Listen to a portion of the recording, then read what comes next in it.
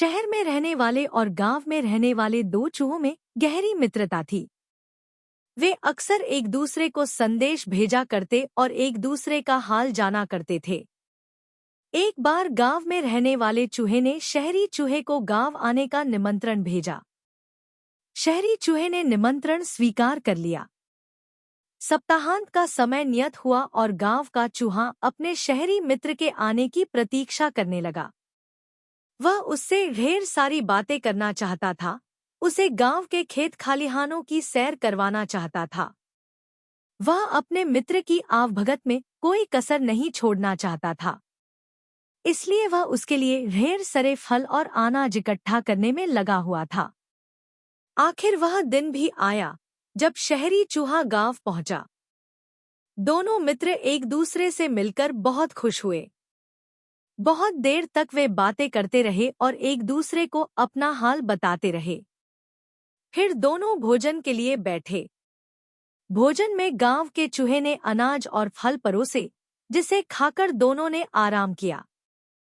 शाम को गांव का चूहा अपने शहरी मित्र को गांव दिखाने ले गया। शहरी चूहा वहां के खेत खलिहान देखकर आनंद से भर उठा। वहां की शुद्ध हवा में श्वास लेकर उसका मन प्रफुल्लित हो गया। गांव का चूहा बोला, गांव का वातावरण और वायु शुद्ध है, जो तुम्हें शहर में शायद ही नसीब होती होगी मित्र। शहरी चूहा शहर की समस्याएं जानता था। वह वर्षों से वहां रह रहा था, लेकिन गांव के चूहे मित्र की ये बात उसे बुरी लग गई। हालांकि वह कुछ बोला नहीं। गांव का चूहा गांव की प्रशंसा में लगा हुआ था। वह उसे जंगलों में ले गया और बोला, मित्र, ऐसे प्राकृतिक और मनोरम दृश्य तुम्हें शहर में देखने को नहीं मिलेंगे। इसलिए आज इस दृश्यों का आनंद ले लो। शहरी चूहे को यह बात भी चुभी, लेकिन वह कुछ नहीं बोला। वह सोचने लगा कि अब अपने इस ग्रामीण मित्र को शहरी चकाचौंध का जीवन दिखाना पड़ेगा। तब इसे समझ आएगा कि शहर कितना शानदार होता है। रात होने पर दोनों चूहे घर वापस आ गए। भोजन का समय आया तो गांव के चूहे ने फिर से शहरी चूहे को फल और अनाज परोसा। शहरी भोजन के आदी चूहे को यह भोजन गले नहीं उतर रहा था। वह बोला, मित्र, क्या तुम हर समय फल और अनाज खाते हो?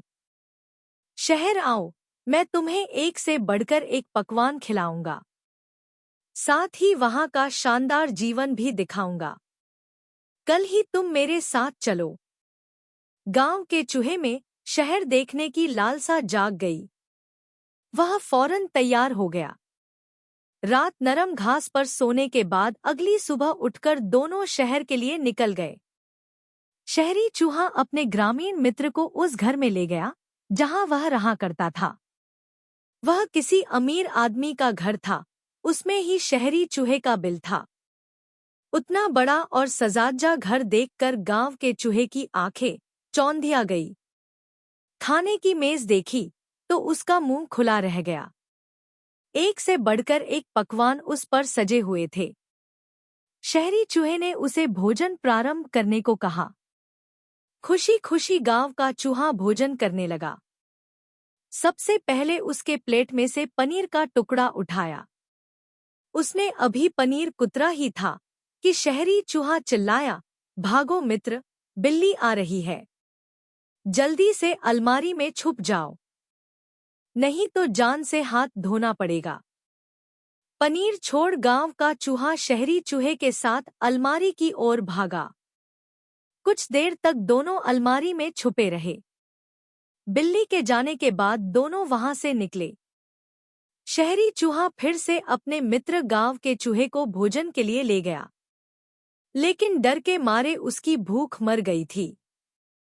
शहरी चूहा उसकी हालत देख बोला, मित्र, डरने की कोई बात नहीं है।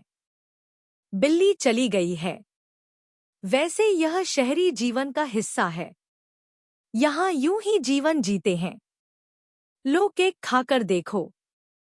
गांव के चूहे ने केक का टुकड़ा ले लिया, लेकिन इसके पहले वह उसे मुंह में डाल पाता, शहरी चूहा चिल्लाया, भागो मित्र, कुत्ता आ गया है। दोनों फिर से भागकर अलमारी में जा छुपे। शहरी चूहे ने बताया कि उस घर के मालिक ने एक कुत्ता पाला हुआ है जो बड़ा भयानक है, उससे बचकर रहना पड़ता है। गांव का चूहा बहुत ज्यादा डर गया था। अलमारी से बाहर आने के बाद वह एक क्षण भी वहां नहीं रुका। वह बोला, मित्र, मुझे जाने दो। ये शहरी जीवन मुझे तो रास नहीं आता। यहाँ तो हर समय सिर पर खतरा मंडराता रहता है। इससे तो गांव ही भला। फिर वह गांव की ओर चल पड़ा और गांव पहुंचकर ही दम लिया। वहां पहुंचकर वह सोचने लगा, जगह वही अच्छी है जहां जीवन सुरक्षित है। शिक्षा, अमन चैन का साधारण जीवन ऐसे ऐशो आराम के जीवन से बेहतर है जो खतरों से भरा हुआ है।